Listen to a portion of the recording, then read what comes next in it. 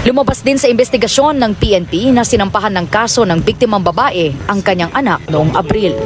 Itong biktima nating babae ay kinasuhan niya ng robbery at carnapping yung anak.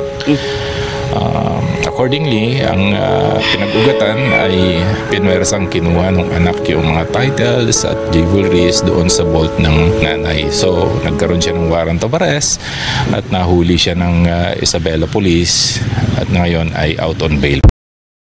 Trending ngayon sa social media. Anak ng babaeng biktima sa Victory Liner bus, isa sa person of interest. Sa isang nakakagulat na takbo ng pangyayari, tinukoy ng Philippine National Police o PNP ang anak ng babaeng biktima nang pagpaslang ng nasa loob ng pampublikong bus sa Caranglan, Nueva Ecija bilang person of interest. Matatandaang nag-viral ang pangyayari matapos kumalat sa social media ang dashcam video footage nito. Sa video, makikita ang mga biktima na napag-alamang mag-live-in partners pala na natutulog sa unahang bahagi ng bus.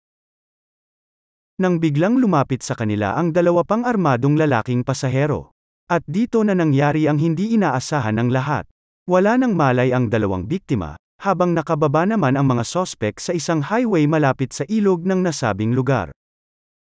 Samantala, sa latest update ng PNP, tinukoy nila bilang person of interest ang anak ng babaeng biktima. Bago raw nangyari ang hindi inaasahang pangyayari, nagkaroon ng di pagkakaunawaan ang mag-ina.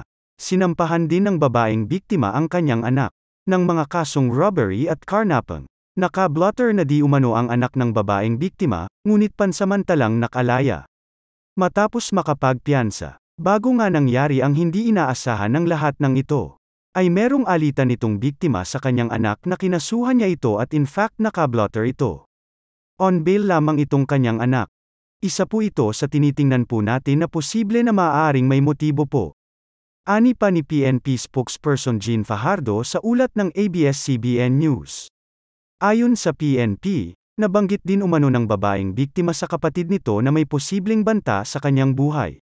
On the part of the Nueva Ecija Police, ay nakausap na rin nila yung kapatid mismo ng biktim, at may nakuha silang information na sinasabi na allegedly na may nasabi ang biktima na may possible threat against her life.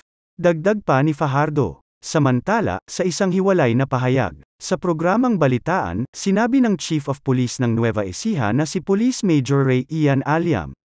Natutol umano ang mga anak ng babaeng biktima sa relasyon nito sa kanyang kinakasama.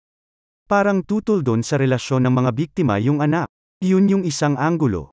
Pangalawa, yung kinasuhan ng biktimang babae yung kanyang anak ng carnapping at robbery, wika ni Aliam. Sa kasalukuyan ay patuloy ang investigasyon ng PNP para mabigyan ng linaw ang pagkawala ng buhay ng dalawang biktima.